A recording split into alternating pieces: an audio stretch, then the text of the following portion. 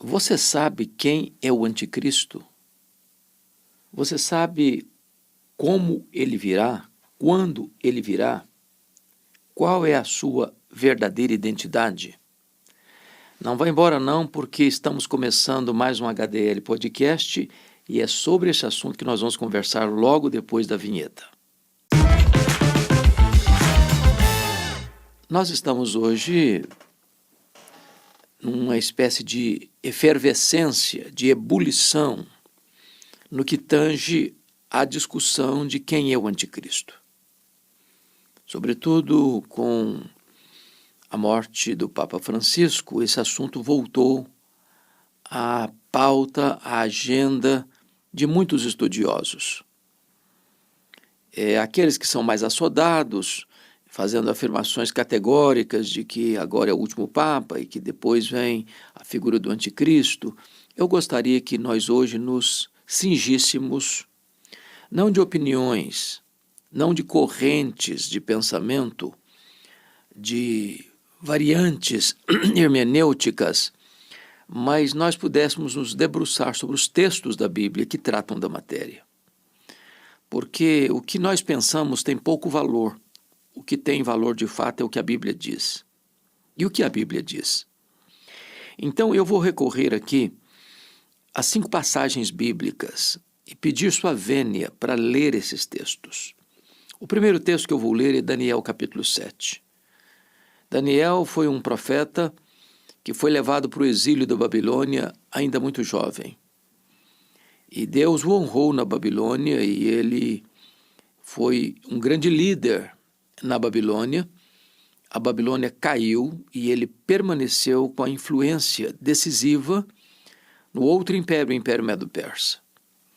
E no capítulo 7, verso 21 e 22 do seu livro, ele diz assim: Eu olhava, e eis que este chifre fazia guerra contra os santos, e prevalecia contra eles, até que veio o ancião de dias e fez justiça aos santos do Altíssimo. E veio o tempo em que os santos possuíram o reino. O verso 25 diz: Esse pequeno chifre, que é uma referência ao anticristo, proferirá palavras contra o Altíssimo, magoará os santos do Altíssimo, e cuidará em mudar os tempos e a lei, e os santos lhe serão entregues nas mãos por um tempo, 2 tempos e metade de um tempo. O que Daniel está escrevendo vai ser reforçado de maneira eloquente em Apocalipse capítulo 13, que é o último texto que nós vamos examinar. Então, veja você que esta pessoa, que não é um sistema político, religioso, mas é uma pessoa que vai estar sustentado por um sistema político e religioso, mas é uma pessoa, não é um ser indefinido da história, vai lutar, guerrear contra os santos, contra os cristãos, e vai fazê-los sofrer. E vai até impor derrotas no sentido de matar, não no sentido de levar à apostasia, isso não. Mas vai ser um perseguidor implacável, implacável. Vamos ao segundo texto, que é Mateus 24, que é referência do próprio Jesus. Então veja que a palavra anticristo não apareceu em Daniel. A palavra anticristo também não vai aparecer em Mateus 24. Jesus não chama esta personalidade pelo nome de anticristo. Mas vamos olhar Mateus 24, 15 a 22. Palavras do próprio Jesus. Quando, pois, virdes o abominável da desolação, então Jesus chama o anticristo de o abominável da desolação, de que falou o profeta Daniel, portanto, Jesus está se referindo ao que Daniel falou e acabamos de ler. No lugar santo, quem lê entenda, então os que estiverem na Judéia, fujam para os montes. E quem estiver sobre o eirado, não desça a tirar de casa alguma coisa. E quem estiver no campo, não volte atrás para buscar a sua capa. Ai das que estiverem grávidas e das que amamentarem naqueles dias. Orai para que a vossa fuga não se dê no inverno, nem no sábado, porque nesse tempo haverá grande tribulação, como desde o princípio do mundo até agora não tem havido, nem haverá jamais. Não tivessem aqueles dias sido abreviados, ninguém seria salvo. Mas por causa dos escolhidos, tais dias serão abreviados. Então vamos entender aqui. Jesus faz uma superposição de imagens de tempo. Ao mesmo tempo que ele está falando do abominável da desolação, que é o anticristo, ele introduz, para ilustrar como será a vinda do anticristo, o ataque que foi feito em Jerusalém no ano 70. A invasão do general Tito Flávio, que cerca a cidade, que depois invade a cidade, que destrói a cidade, destrói o templo e dispersa os judeus.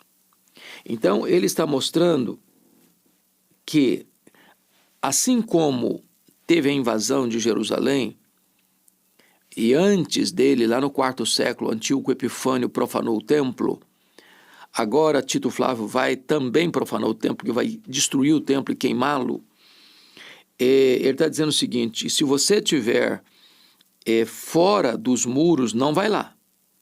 Não vai lá. Se você quiser resgatar alguma propriedade sua, algum bem seu, não faça isso.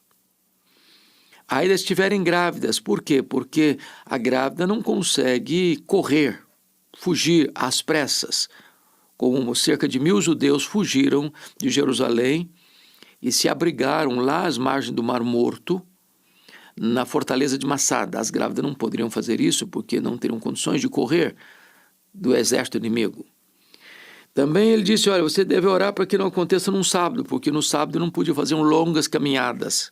Dentro da tradição deles, eles quebrariam a própria lei deles e eles teriam dificuldade de consciência para isso.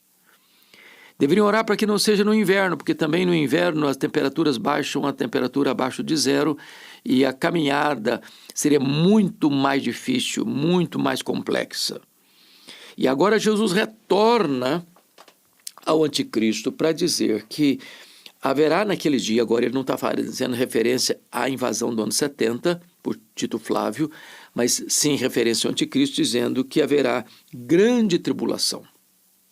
E essa grande tribulação, ela tem uma peculiaridade, nunca teve antes igual, nunca haverá jamais depois igual, ou seja, é uma tribulação singular, grande, intensa, terrível, avassaladora. A Bíblia usa 4 expressões para esse período: a grande tribulação, a apostasia, a manifestação do homem da iniquidade e o pouco tempo de Satanás. Vai ser um tempo terrível mesmo. O texto está dizendo: não tivesse sido abreviado aqueles dias, ninguém se salvaria, mas por causa dos escolhidos, tais dias serão abreviados. Então, a tribulação é tão forte que ninguém resistiria a essa tribulação, ou seja, todos morreriam. Mas por causa dos eleitos de Deus, porque nenhum eleito de Deus vai perecer, o anticristo não vai conseguir arrancar nenhuma ovelha das mãos de Jesus. Esses dias foram abreviados. Então, esse é o registro que Jesus Cristo trata sobre o anticristo, que ele chama aqui de o abominável da desolação, no seu sermão profético, que está relatado tanto em Mateus quanto em Marcos, também em Lucas. Então vamos agora ao terceiro texto que trata da matéria, que é 2 Tessalonicenses capítulo 2. Então vamos para lá. A Bíblia aberta aí comigo, vá acompanhando aí. 2 Tessalonicenses capítulo 2, a partir do verso 3 até o verso 12. Então eu vou ler com você. Vamos fazer o seguinte, vamos ler a partir do versículo 1 para a gente pegar o contexto melhor. Irmãos, no que diz respeito à vinda de nosso Senhor Jesus Cristo e à nossa reunião com Ele, nós vos exortamos a que não vos demovais da vossa mente com facilidade, nem vos perturbeis, quer por espírito, quer por palavra, quer por epístola, como se procedesse de nós, supondo que tenha chegado o dia do Senhor. De que ele está falando? Você bem sabe disso, que lá em Tessalônica, algumas pessoas estavam pondo em xeque, em dúvida, a doutrina da ressurreição e também a doutrina da parousia, da segunda vinda, dizendo que, alguns falsos mestres dizendo que Jesus já tinha voltado. Tá? Então, Paulo está dizendo, não entra nessa não caia nessa lorota não entre nessa canoa furada não acredite nisso não. Aí ele agora começa o texto que nós queremos, a partir do verso 3. Ninguém de nenhum modo vos engane, porque isto, ou seja, a segunda vinda de Cristo, o dia do Senhor, não acontecerá sem que primeiro venha a apostasia e seja revelado o homem da iniquidade, o filho da perdição. Então veja bem que Daniel o chama de pequeno chifre, Jesus o chama de o abominável da desolação, e Paulo vai chamá-lo de homem da iniquidade e filho da perdição. É a mesma pessoa com titularidades diferentes.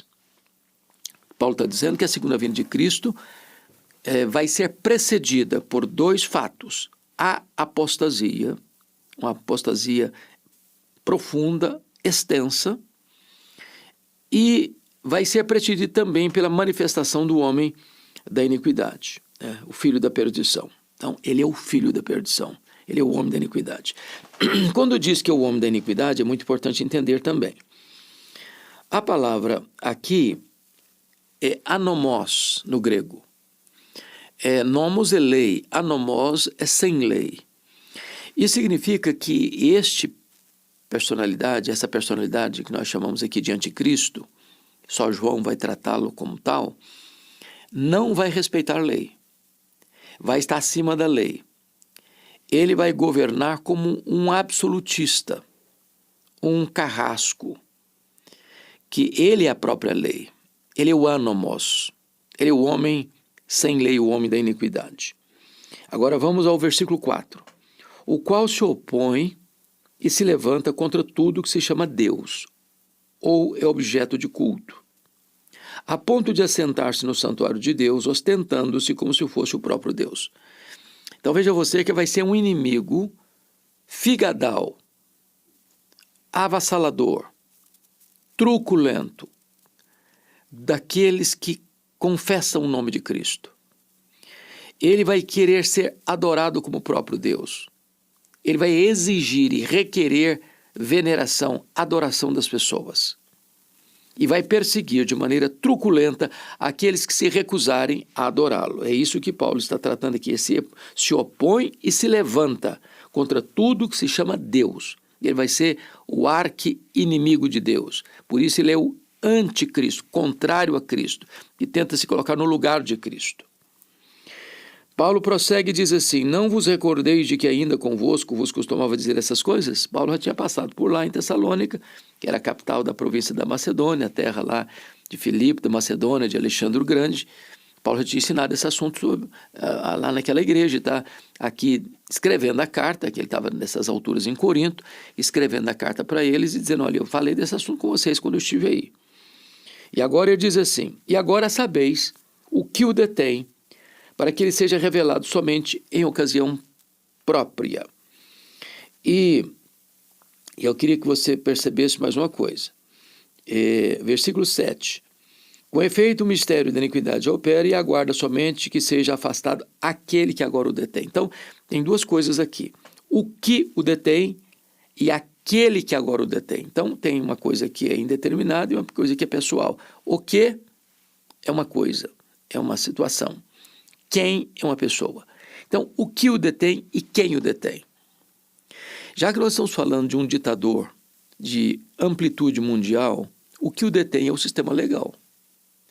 Quem o detém são as autoridades constituídas.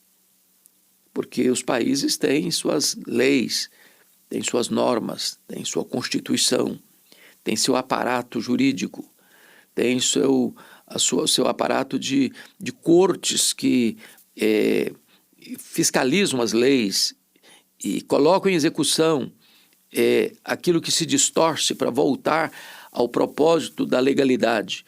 Então, nesse sistema, não teria campo, espaço para um ditador mundial. Então, ele é detido por isso. Essa é a análise dos melhores exegetas na compreensão do que é o que o detém e quem o detém. Agora, Paulo diz que o mistério da iniquidade opera, ou seja, esse espírito do anticristo, essa preparação para esse cenário do levantamento do anticristo já está operando, essa máquina já está posta em movimento.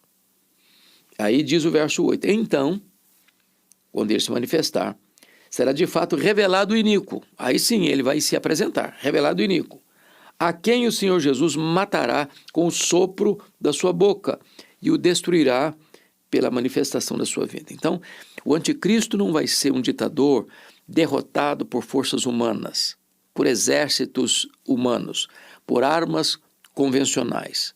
Ele vai ser eliminado, derrotado, morto pela manifestação da segunda vinda de Cristo, pelo sopro da boca de Cristo. É a espada que sai da boca do Senhor, conforme Apocalipse capítulo 1. E aí Paulo agora vai falar de outra coisa interessante, versículo 9, olha aí comigo. Ora, o aparecimento do iníquo, ou seja, do anticristo, e a palavra iníquo aqui é a mesma lá, do sem lei, é segundo a eficácia de Satanás, com todo o poder, sinais e prodígios da mentira. Então, o anticristo é uma espécie de ser humano superdotado. Ele vai ter forças e poderes sobrenaturais, porque o texto diz que ele vai aparecer segundo a eficácia, o poder de Satanás.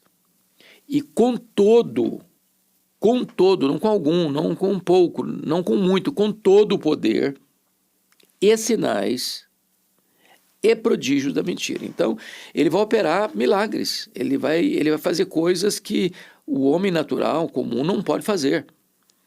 Ele vai ser admirado, ele vai ser respeitado, ele vai ser temido, ele vai ser acatado em virtude da quantidade de força, de poder, de destreza, de controle, de coisas sobrenaturais que ele é capaz de realizar. Prodígios da mentira. Prodígios da mentira. Não são obras de Deus, não são milagres de Deus, são milagres do pai da mentira, porque por trás dele está o diabo, está Satanás. O diabo sempre tentou imitar Deus, né?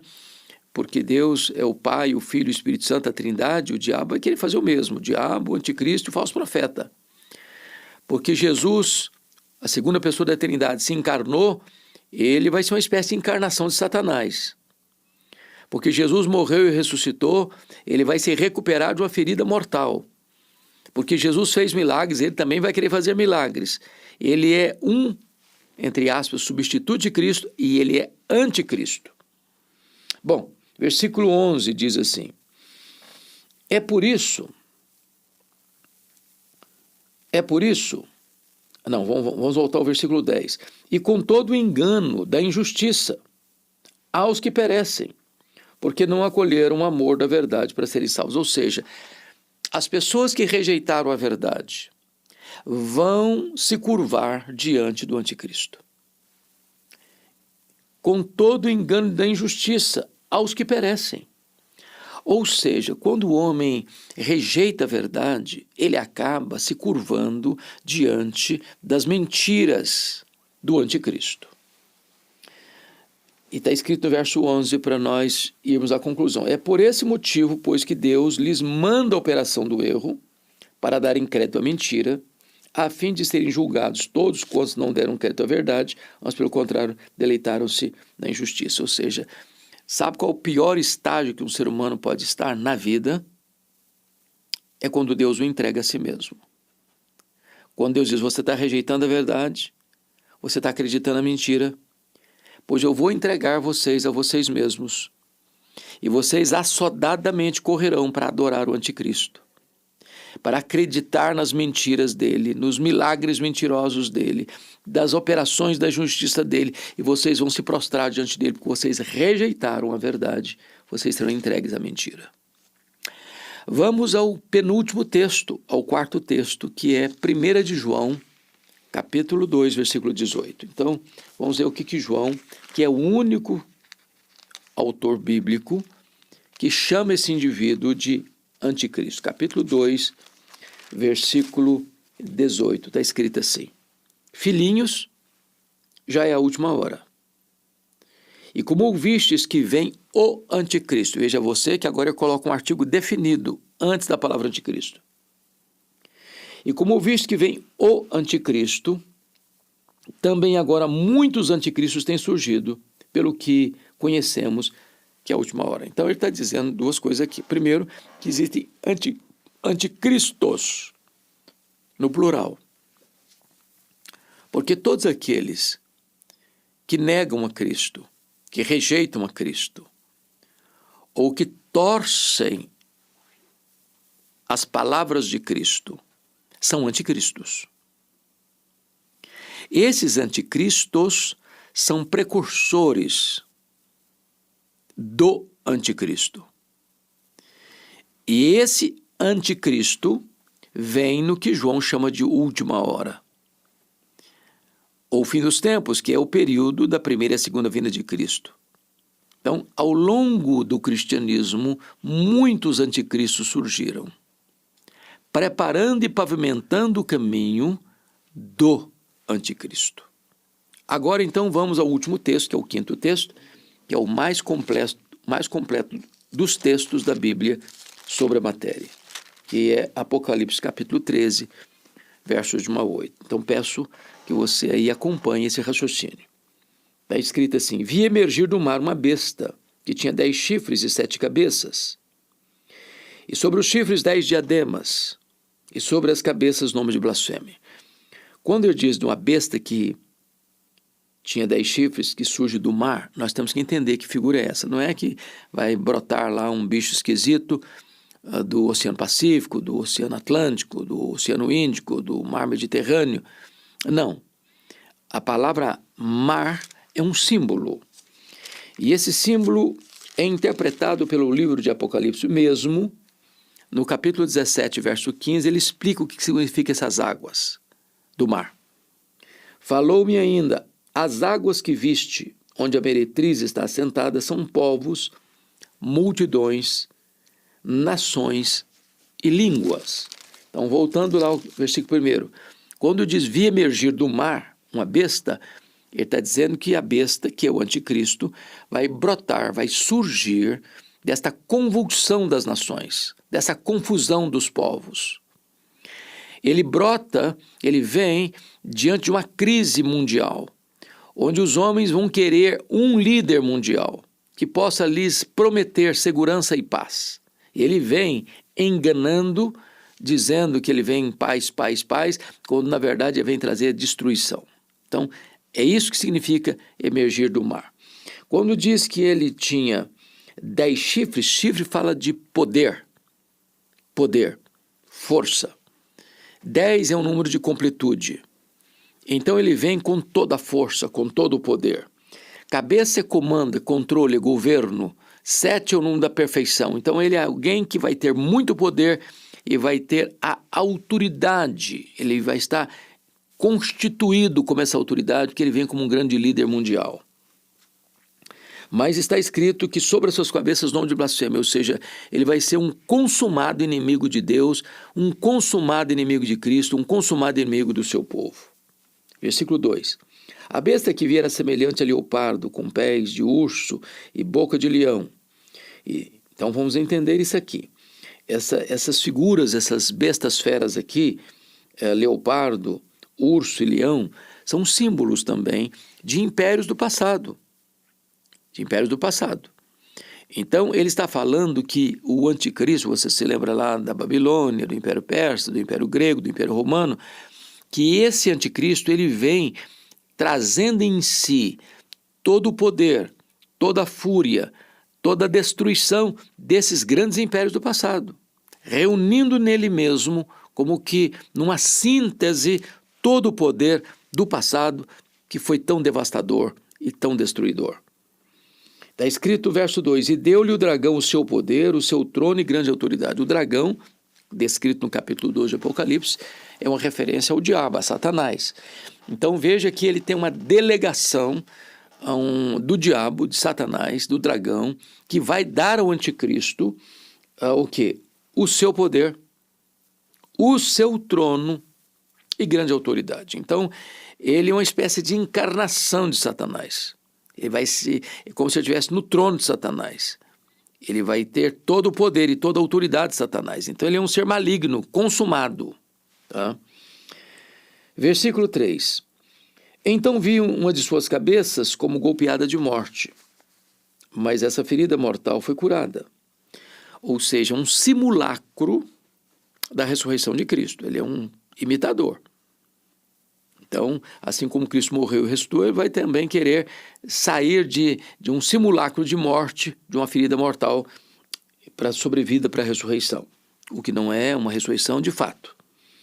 E está escrito: e toda a terra se maravilhou seguindo a besta. Agora preste atenção, toda a terra ficou encantada com seus milagres, com seus prodígios da mentira, com a sua admiração, e passou a seguir a besta. Então ele vai ser seguido mundialmente pelas nações.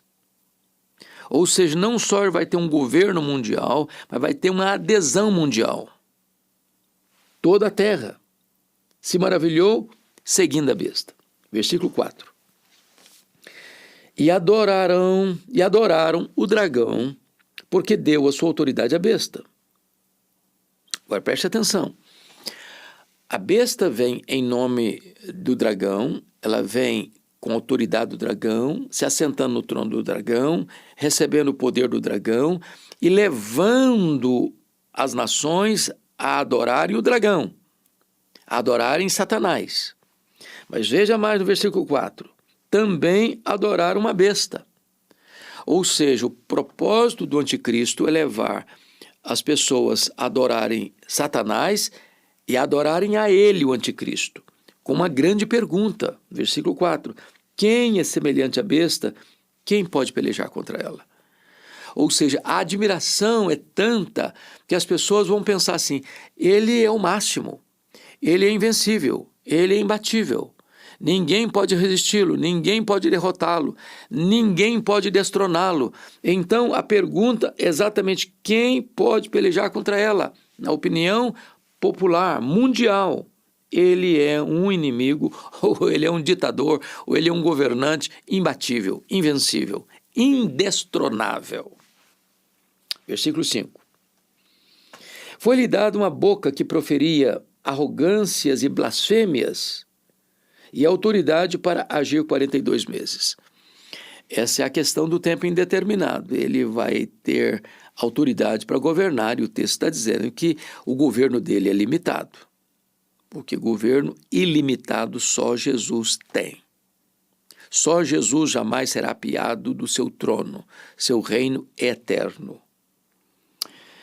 Versículo 6. E abriu a boca em blasfêmia contra Deus, para lhe difamar o nome e difamar o tabernáculo, a saber, os que habitam no céu. Então, ele vai ser arrogante, vai ser blasfemo. Ele vai blasfemar contra Deus, ele vai difamar o nome dos santos, ou seja, dos crentes que estiverem aqui, e ele não podendo atingir os crentes que já morreram, já estão com o Senhor, porque a Bíblia diz que quando um crente morre, ele vai...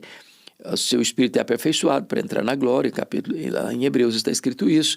Depois diz que deixar o corpo habitar com o Senhor, está lá em 2 Coríntios 5:8, e é partir para estar com Cristo, que é incomparavelmente melhor, que é Filipenses 1:23. Ou seja, já que ele não pode falar ou destruir aqueles que partiram e já estão com o Senhor, ele vai fazer o quê? Ele vai blasfemar, ele vai difamar o tabernáculo, a saber, os que habitam no céu. Então, vai difamar. Bom, agora preste atenção no versículo 7, porque ele é muito importante para entender sobre o anticristo. Foi-lhe dado também que pelejasse contra os santos. Quem são os santos? São os cristãos.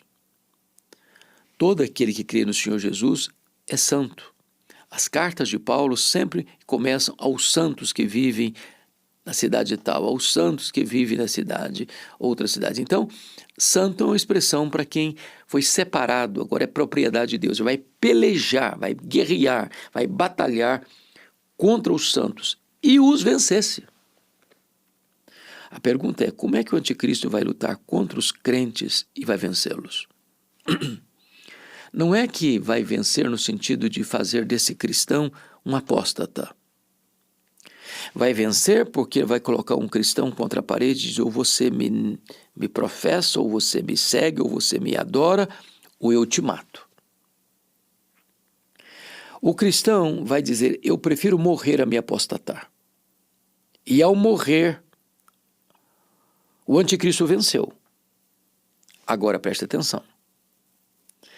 Quando o crente prefere a morte à apostasia, é o crente que vence. Olha Apocalipse 12, versículo 11.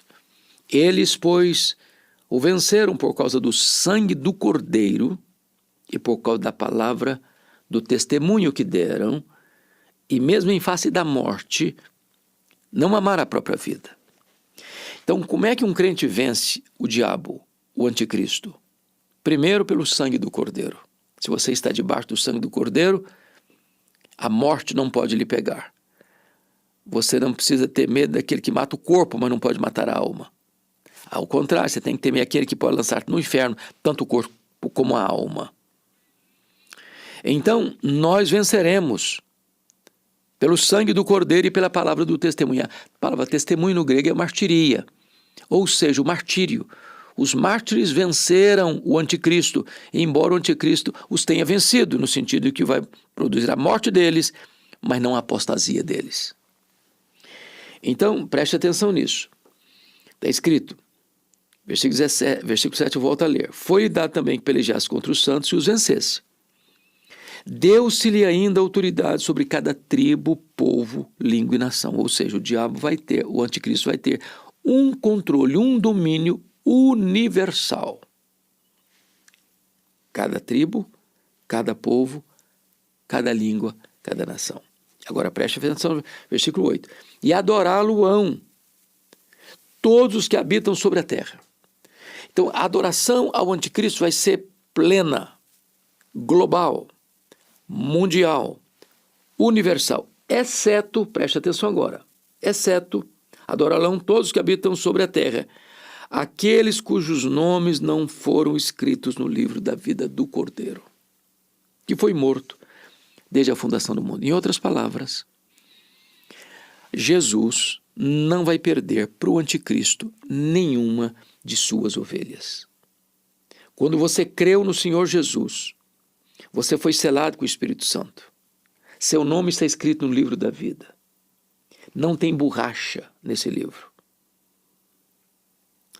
Em outras palavras, o anticristo vai receber a adoração de todos, exceto daqueles cujos nomes estão escritos no livro da vida do Cordeiro. Nenhum salvo se perderá. A salvação está assegurada e garantida. Jesus disse, eu conheço as minhas ovelhas, elas ouvem minha voz e me seguem. Eu dou a elas a vida eterna e ninguém, inclusive o anticristo, as arrebatará das minhas mãos. É segurança plena. Bom, agora só para concluir sobre a questão do anticristo, deixa eu ler o versículo 18 para fechar. Aqui está a sabedoria. Aquele que tem entendimento calcule o número da besta, pois o número é de homem. Ora, esse número é 666. Então ele tem um distintivo. O número dele é 666. Quem é 666? Ao longo da história, muitas pessoas receberam esse título. Por exemplo, o imperador Nero era considerado anticristo. Depois veio a figura dos papas e os reformadores e as confissões de fé reformadas apontaram-no como o anticristo. Ao longo da história, outros homens receberam esse título, como Napoleão Bonaparte, depois Adolf Hitler, e Stalin, Lenin, mais recentemente outros nomes mais modernos, Mas nós deveríamos ter muita cautela em carimbar uma pessoa específica da história como anticristo. Deveríamos nos observar o que significa 666. Dentro da numerologia bíblica, 7 é o número da perfeição. 6, o número que precede o 7, é o número incompleto, imperfeito. 3 é o número da Trindade. Então seria 666, melhor interpretação que já encontrei até hoje, é que 666 é uma referência a um ser que vai ser plenamente imperfeito, plenamente cruel, plenamente opositor a Deus e ao seu povo, plenamente iníquo, rendido à anomia, à aversão à lei, aos preceitos de Deus. Então, esta é a figura do anticristo que a Bíblia está aqui trazendo para você e para mim. Ele vai ter um controle. Veja você, versículo 16 e 17, a todos os pequenos e os grandes, os ricos e os pobres, os livres e os escravos, faz que lhes seja dada uma marca, uma certa marca sobre a mão direita ou sobre a fronte, para que ninguém possa comprar ou vender, senão aquele que tem a marca, o nome da besta e o número do seu nome é 666. Então, o que ele está querendo dizer é que vai ter um controle. E hoje ninguém tem mais dúvidas de que nós, no mundo digital que vivemos, isso é totalmente já execuível. Quando você consegue já empacotar os dados genéticos dos mais de 8 bilhões de habitantes na cabeça de um alfinete, quando você fala hoje da nanotecnologia, quando você fala hoje de chips que têm todas as informações a seu respeito, onde você é mais vigiado do que imagina, é mais controlado do que imagina. Então, do ponto de vista tecnológico, esse controle múltiplo e pleno controle não é mais um fato fictício ou futurista, mas é um fato já possível nos nossos dias. Bom, então, isto é o que a Bíblia ensina sobre esse personagem, o anticristo. Quem é ele? A Bíblia descreve todas as suas características, descreve quando ele vai surgir, descreve o que ele vai fazer. Recomendo a você não ficar carimbando este ou aquele, mas ficar atento ao que a Bíblia diz. Agora, o que nós podemos saber é que a igreja é martírica. Os santos vão lutar. Ele vai ser inimigo declarado dos cristãos. Os cristãos vão ser perseguidos, tantos mortos, mas todos vitoriosos. Nós venceremos. Já somos mais que vencedores. O sangue do Cordeiro, a palavra do testemunho, em face da morte não amaremos a vida. Cristo deu a sua vida por nós e daremos a nossa vida por ele, se preciso for, nesse grande embate. Jesus voltará. E este anticristo, que tem tanto poder, a autoridade de Satanás, vai ser quebrado repentinamente, sem força humana. Como diz Paulo em Tessalonicenses 2, 2 Tessalonicenses 2, ele será destruído pela manifestação da vinda de Jesus, pelo sopro da boca de Jesus. E eu concluo minha fala com você sobre o anticristo, levando você a Apocalipse capítulo 19, versículo 20. Olha o que está escrito. Mas a besta foi aprisionada. A besta é o anticristo. E com ela o falso profeta, que é a besta que surge da terra, que com os sinais feitos diante dela seduziu aqueles que receberam a marca da besta e eram os adoradores da sua imagem. Os dois foram lançados vivos dentro do lago do fogo que arde com enxofre. Então o fim do anticristo é o lago de fogo. É a condenação eterna. É perecer e ser penalizado para sempre e sempre e sempre. Mas a igreja perseguida, martírica, essa vai reinar com Cristo. Novos céus e nova terra. Já não tem mais lágrima, nem pranto, nem dor, porque estaremos para sempre com Jesus, com corpos glorificados, semelhante ao corpo da glória do Senhor Jesus, e reinaremos com Ele para todo sempre. Bom, se você gostou desta exposição bíblica, se isso ajudou você a esclarecer algum ponto de dúvida, eu peço a você humildemente que você compartilhe essa mensagem com outras pessoas. Se você ainda não está inscrito no nosso canal, inscreva-se no nosso canal. Nos ajude a levar esta palavra para mais pessoas. Deus abençoe sua vida.